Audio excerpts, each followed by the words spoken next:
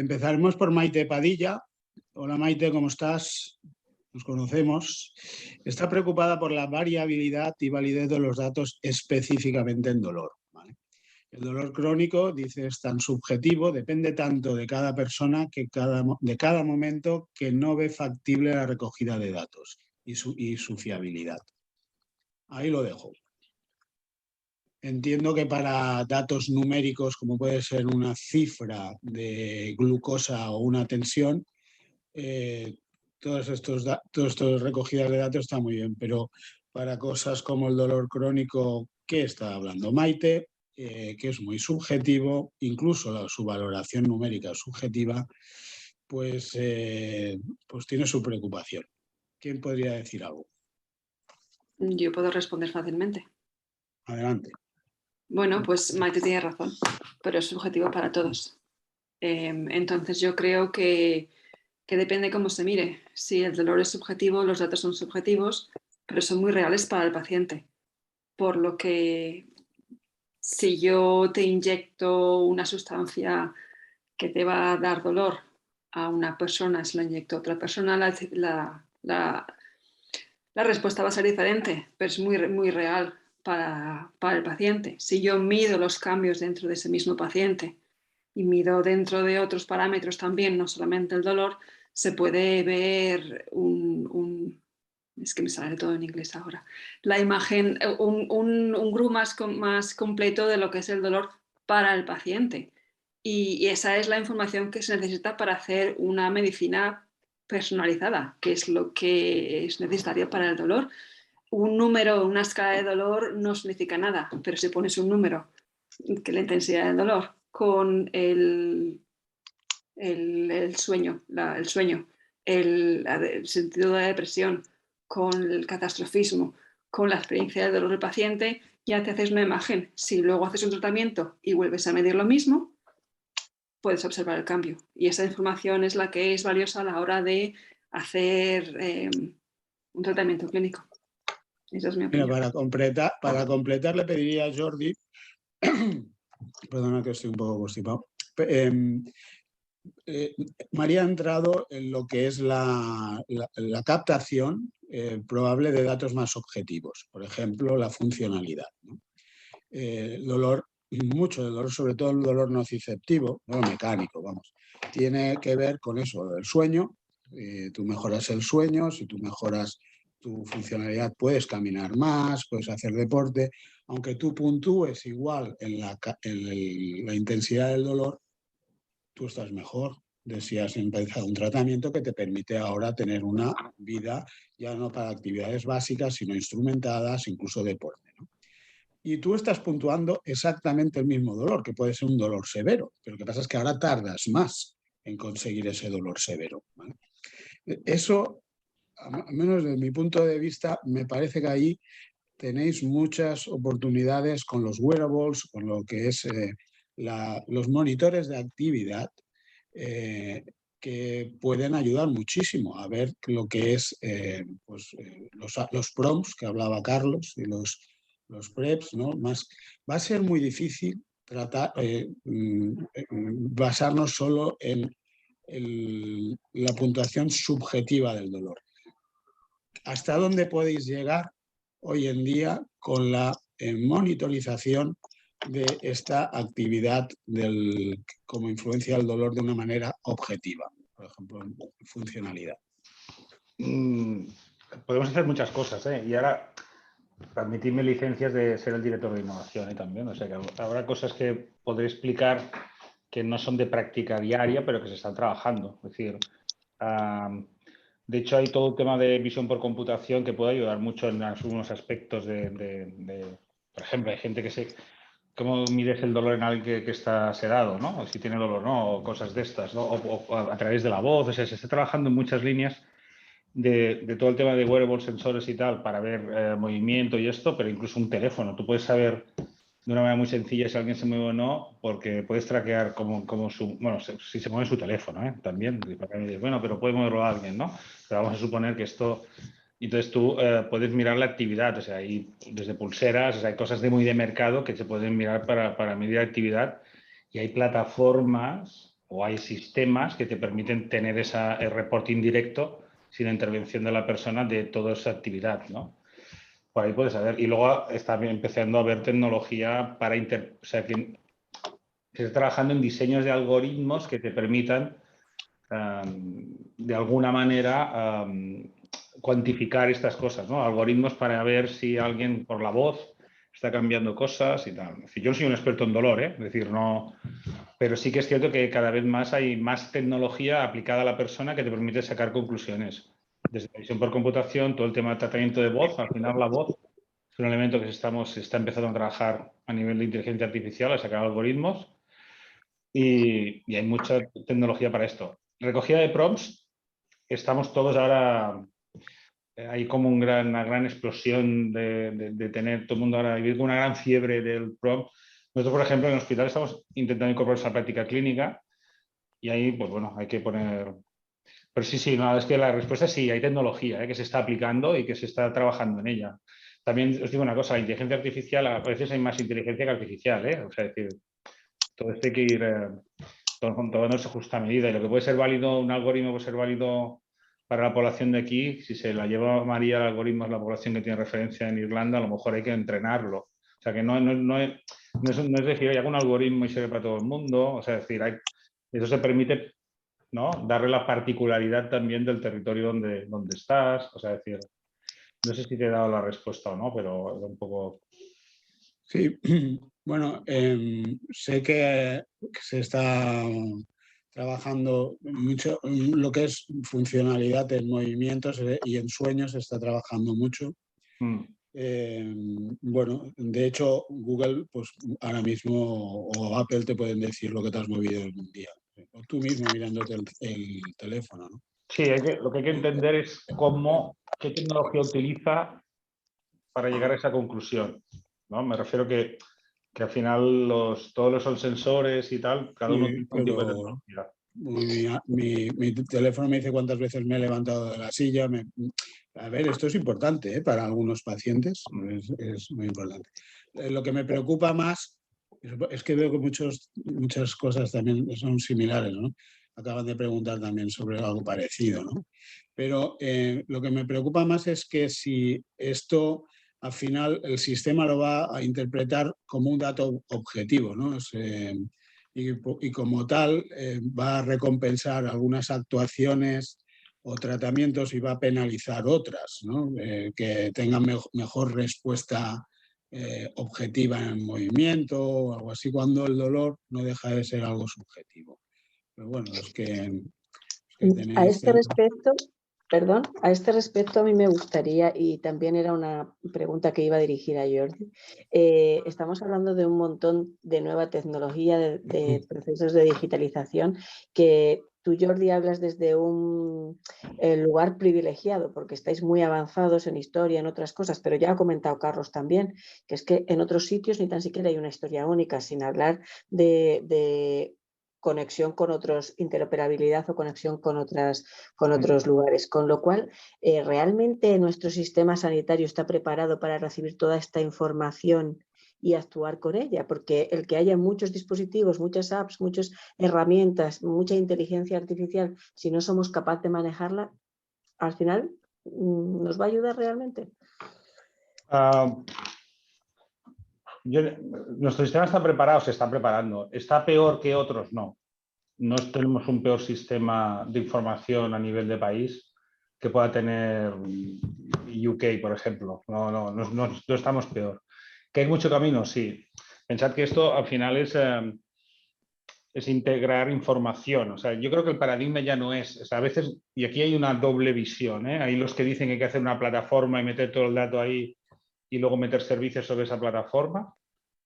Y hay los que pensamos que hay que buscar, que ya está saliendo tecnología para federar bases de datos que no necesariamente has de integrar todos los datos en una única plataforma. O, por ejemplo, hay todo el tema del aprendizaje federado ahora de algoritmos, donde puedes hacer otras cosas. Ha aparecido tecnología que yo tampoco soy, o sea, incluso todo el tema de virtualización de datos. Está apareciendo una tecnología que nos va a situar en escenarios donde no va a ser necesario interoperar todo con todo.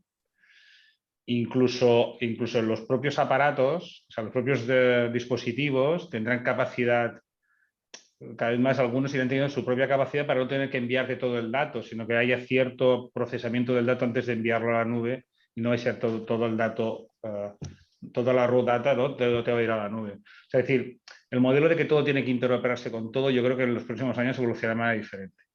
Es muy ahora, pero porque si no al final yo tendría que tener mi historia aquí y integrar en mi hospital todos los datos que vienen desde fuentes externas y luego tendré que replicar todo esto en otra base central a nivel de Cataluña y replicarlo todo esto a nivel de otra base central a nivel de España, ¿no? Y de Europa Europa. y tal. Entonces, eso además, cuando incorporamos imagen, pensad lo que pesa una laminilla de anatomía patológica, es brutal. Eso es insostenible. Y cuando incorporas todas las ómicas, ahora estamos nosotros mirando cómo incorporar la genómica en la práctica clínica, claro, esto es brutal también a nivel de peso, ¿no? Por lo tanto, yo creo que el modelo va más a bases de datos distribuidas. O sea, a mí, al final, cuando tengo que tomar, yo digo que el clínico, cuando quiere tomar cuando tiene que tomar una decisión, lo que quiere es tener la información necesaria para tomar la mejor decisión en ese momento. ¿Dónde esté esa información? Para él tiene que ser transparente. Le tiene que dar igual. Al final, lo que tiene que tener es la información. Entonces, yo creo que tenemos que ir desarrollando sistemas que te permitan tener, que vayan a tener esa información en ese momento para tomar una correcta decisión compartida con el paciente. No sé si te respondo, pero es que yo creo que querer interoperar todo con todo va a ser complejo porque el volumen de datos que vamos a generar cada vez va a ser mayor. Sí, sí, es que estoy totalmente de acuerdo en que necesitamos cambiar el chip, porque todos seguimos intentando interoperar y igual hay que coger otros caminos.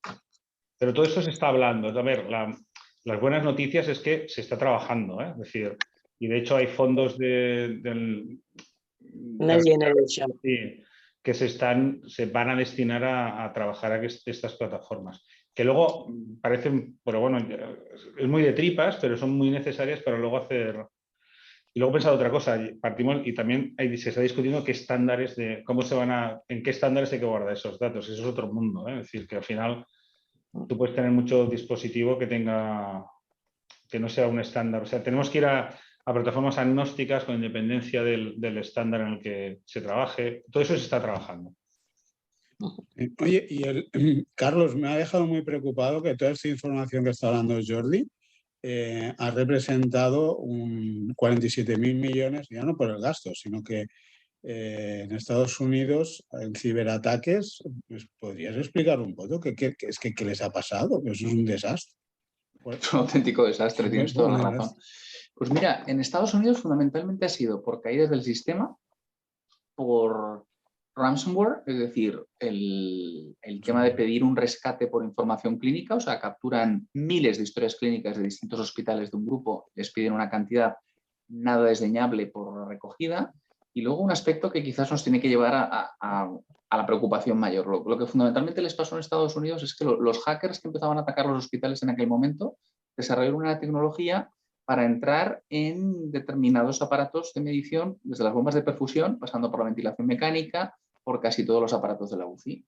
Y bueno, pues evidentemente pequeñas variaciones en la posología o en el uso automático, incluso de las máquinas de hemodiálisis, llevaba, no digo a éxitos, pero sí a problemas de salud importantes de pacientes que supusieron miles de millones en demandas y responsabilidad social patrimonial, cosa que sabéis que en Estados Unidos es muchísimo más frecuente y se mueven cantidades más grandes. Pero realmente fue una catástrofe, porque además lo que se perdió en muchas ocasiones no solo fueron datos clínicos, sino también datos de gestión de los hospitales. Y bueno, pues eso supuso unas pérdidas al sistema cifradas por la Harvard Business School, que es un estudio con una N muy grande de hospitales, que lo cifraron en esa cantidad. Yo me quedé espantado también, por eso he compartido el número, porque me parecía que realmente es un problema mucho mayor de lo que se cree. Carlos, sí.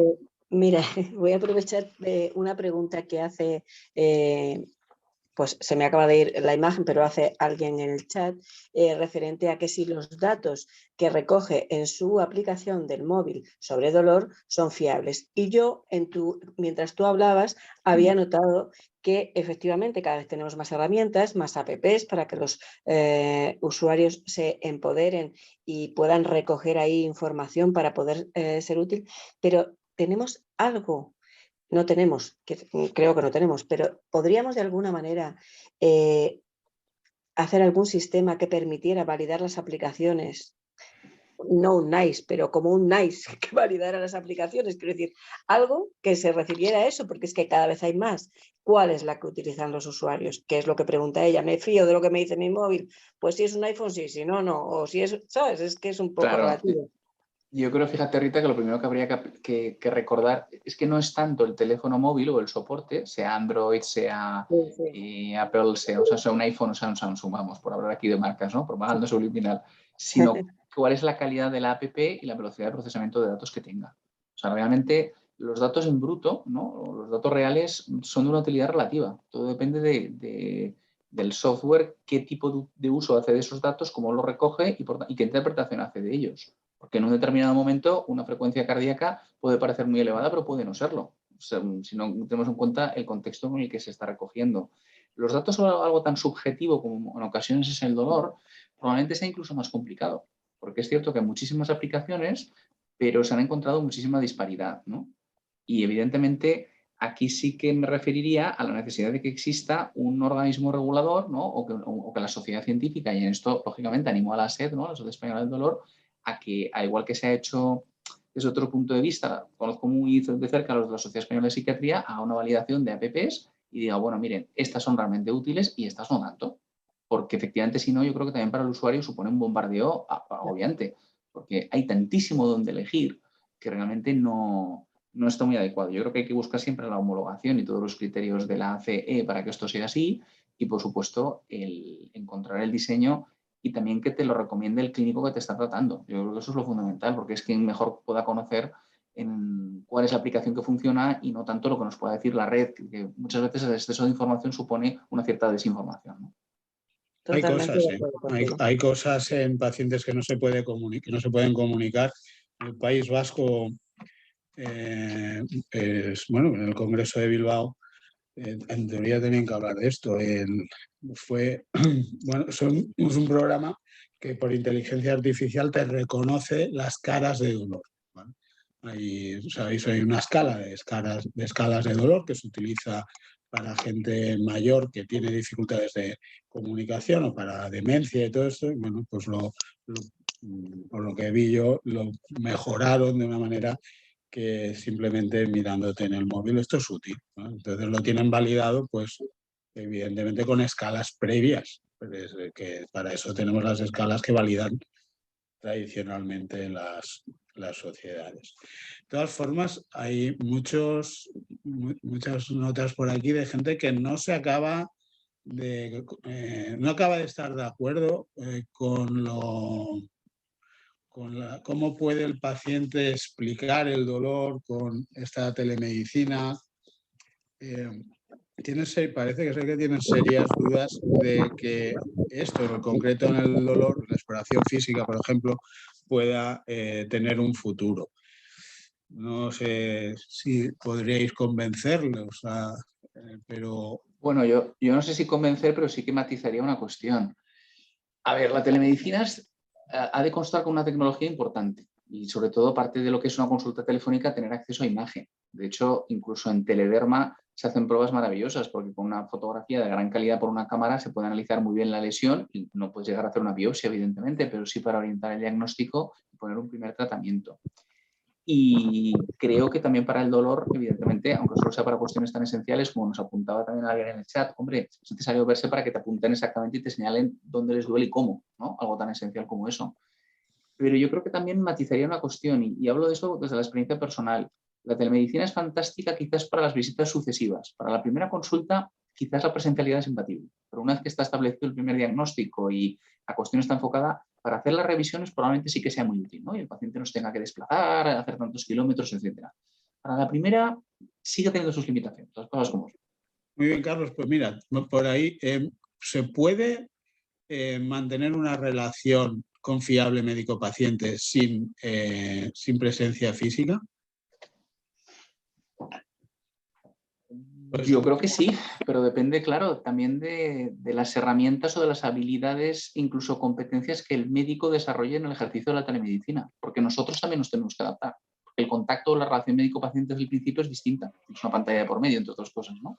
Pero creo que la generación del ambiente que se tiene en una consulta presencial ha de ser reproducible y con fiabilidad, pues sí. Hombre, que lo ideal sería esa presencialidad, sí, pero cuando no es factible, yo creo que es una aproximación muy interesante que hace pocos años no existía. Muy bien. A mí me gustaría hacer una pregunta a María, que ha comentado como desventaja en los estudios descentralizados la adherencia al enviar las respuestas los usuarios, los pacientes, por el hecho de hacerlo de forma digital.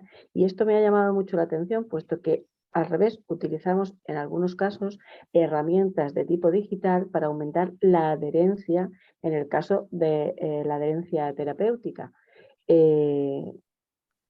¿No se puede hacer nada similar? O sea, ¿realmente eso es una desventaja en vez de una ventaja, María?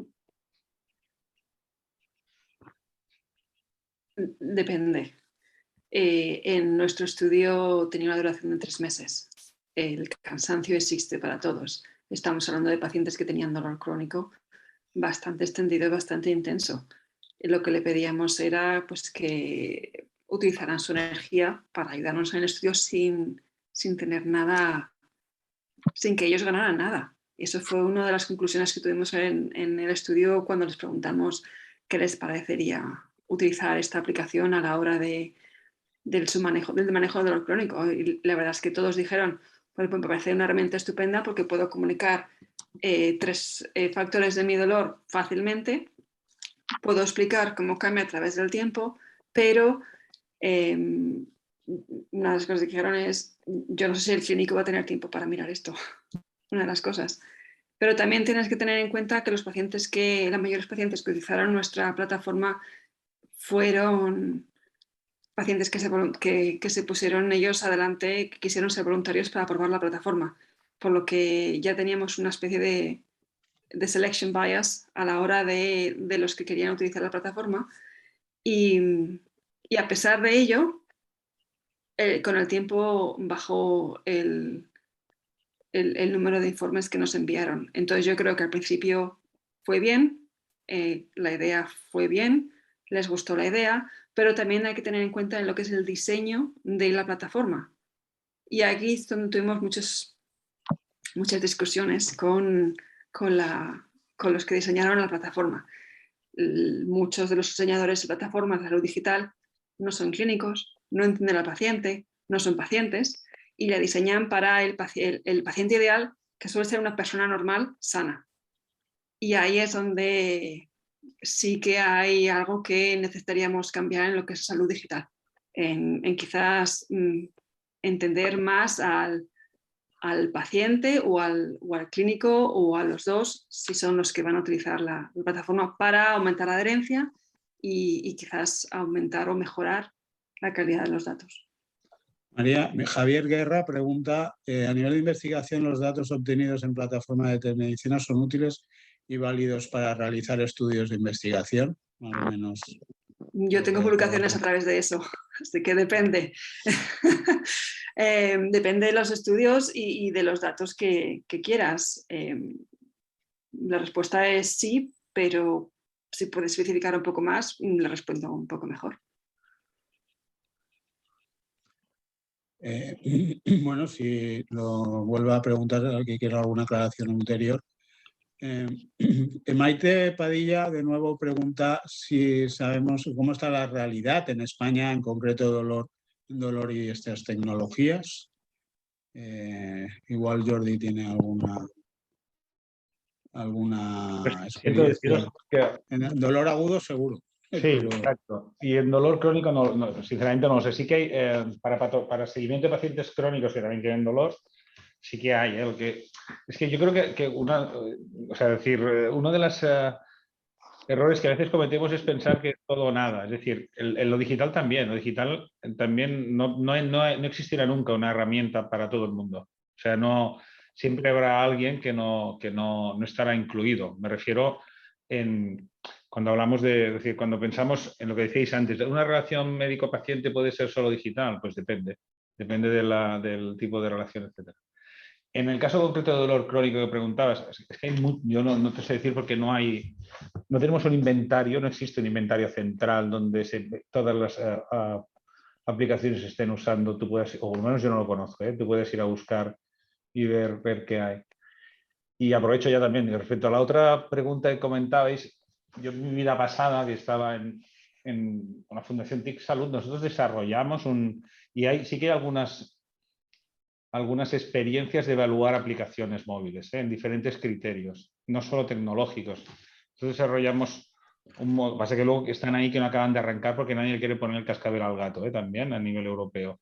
Es decir, pero desarrollamos un modelo de evaluación en 4 niveles. Uno era lo tecnológico, pero había otro desde el punto de vista clínico, y había uno desde el punto de vista de gestión del dato y uno desde el punto de vista de usabilidad de la plataforma, o sea, de la aplicación.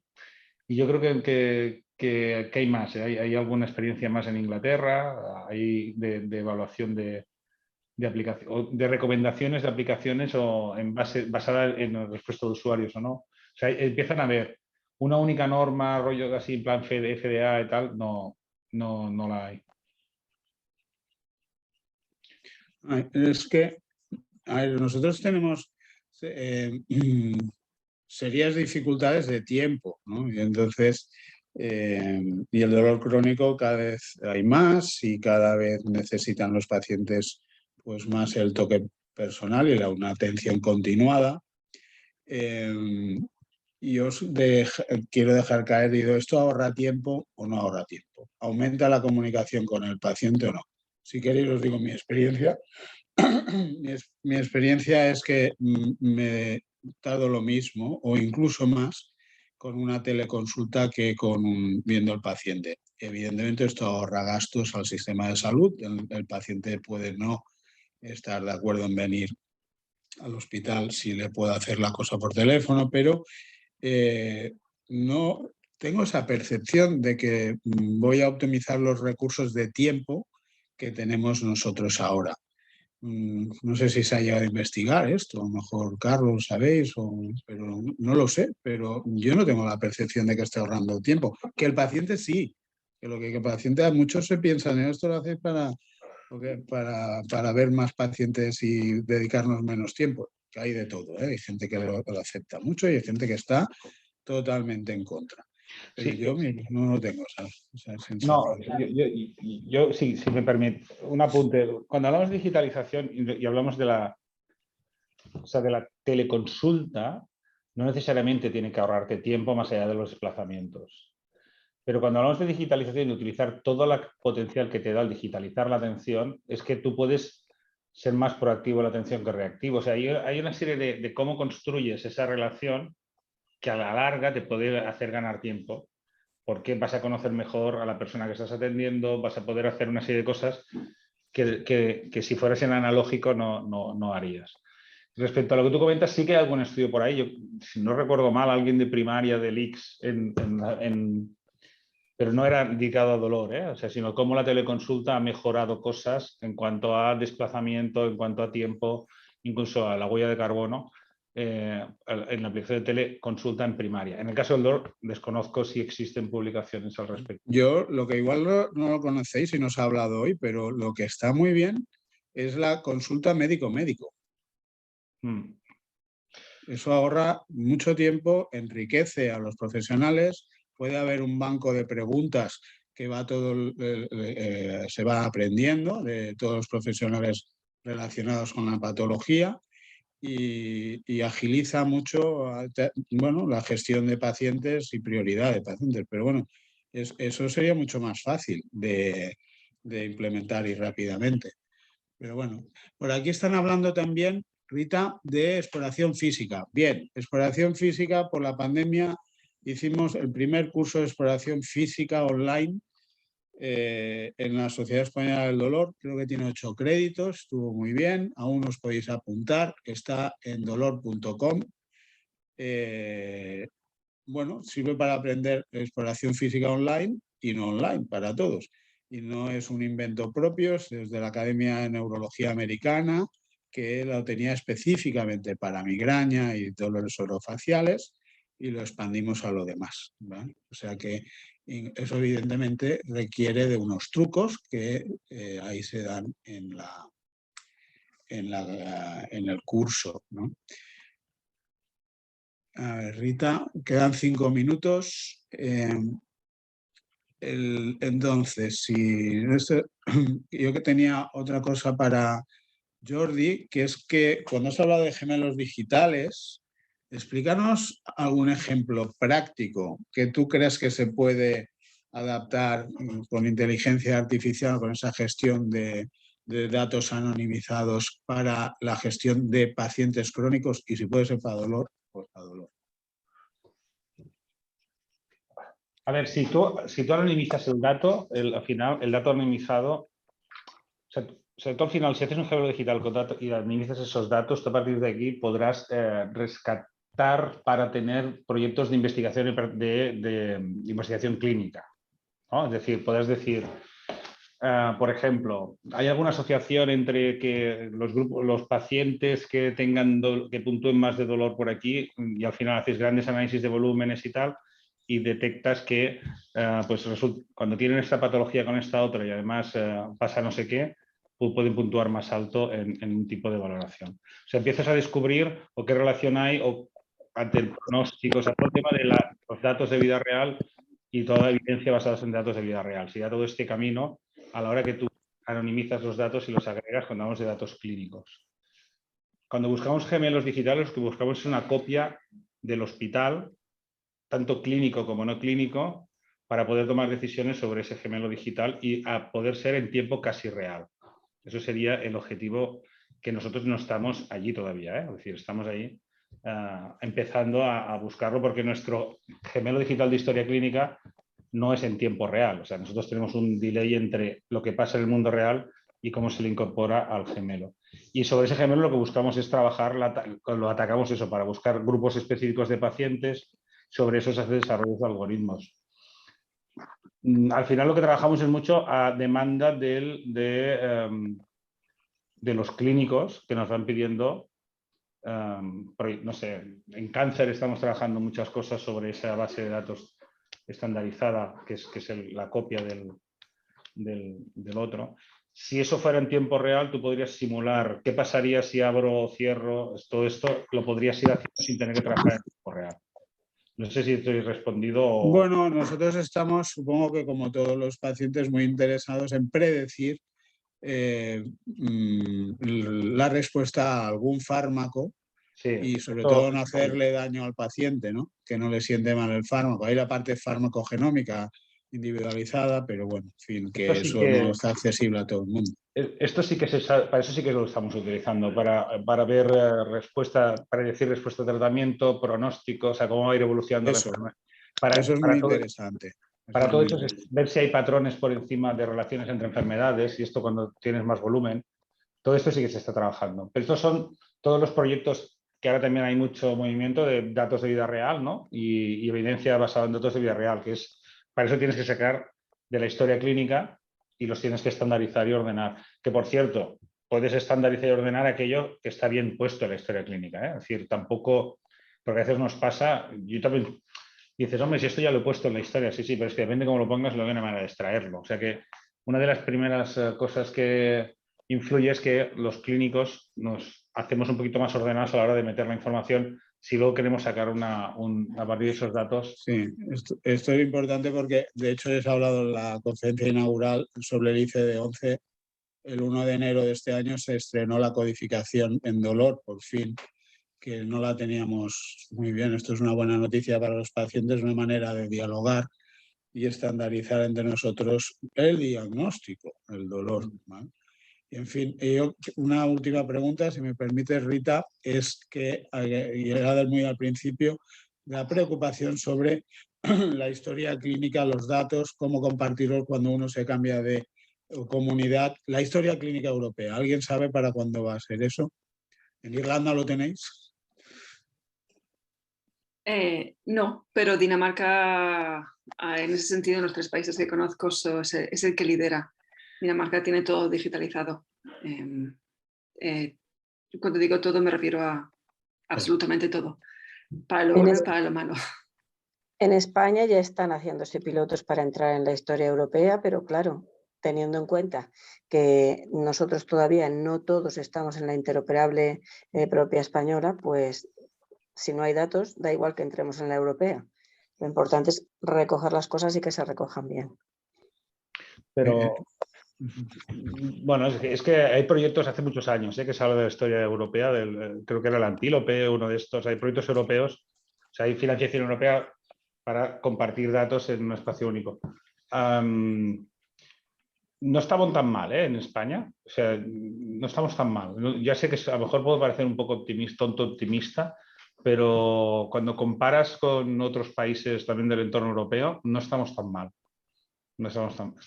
Hay mucho camino para recorrer, pero en esto no estamos en la banda de nuestro continente hermano de abajo, sino que estamos un poquito en la Champions. O sea, imaginaros que hay países que están bastante peor que nosotros a la hora de compartir datos. Francia. Bueno, va muy ligado al sistema de salud que tienen también, al modelo. Sí, claro, pues Sí. tienen la primaria muy personalizada. Habiendo Perdona, trabajado en muchos pero- países, os puedo decir que el sistema de salud español está muy bien.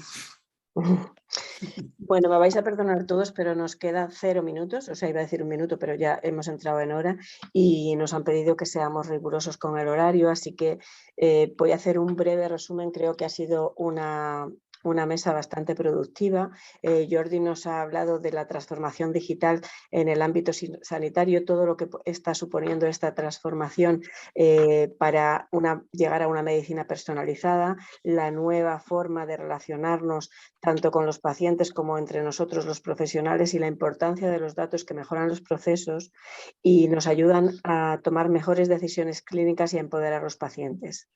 María nos ha ejemplarizado la utilidad de esta digitalización en los estudios descentralizados con sus ventajas y sus desventajas, la posibilidad de utilizar diferentes herramientas como son las redes sociales dentro de estos propios estudios y la posibilidad de aumentar la motivación en la participación en ellos de los usuarios. Y Carlos al final nos ha comentado la importancia en la gamificación y empoderamiento del paciente de esta tecnología, que no es buena ni mala, sino que depende de cómo la usemos, pero que sí que es relevante la recogida de los PREM y los PROM, sobre todo en la medición del dolor, y que además todo esto nos va a permitir mejorar la accesibilidad de los usuarios siempre que tengamos en cuenta que la regulación de todo ha de ser estricta y teniendo en cuenta la ciberseguridad. Todo ello, y en resumen de todas las mesas, para conseguir una mejor medicina basada en valor. Creo que ha sido una mesa muy interesante. Yo, como Carlos, soy una asidua al SIP y espero que la próxima vez podamos vernos todos juntos. Agradeceros a los tres la participación, agradecer a Víctor la comoderación y hasta la próxima.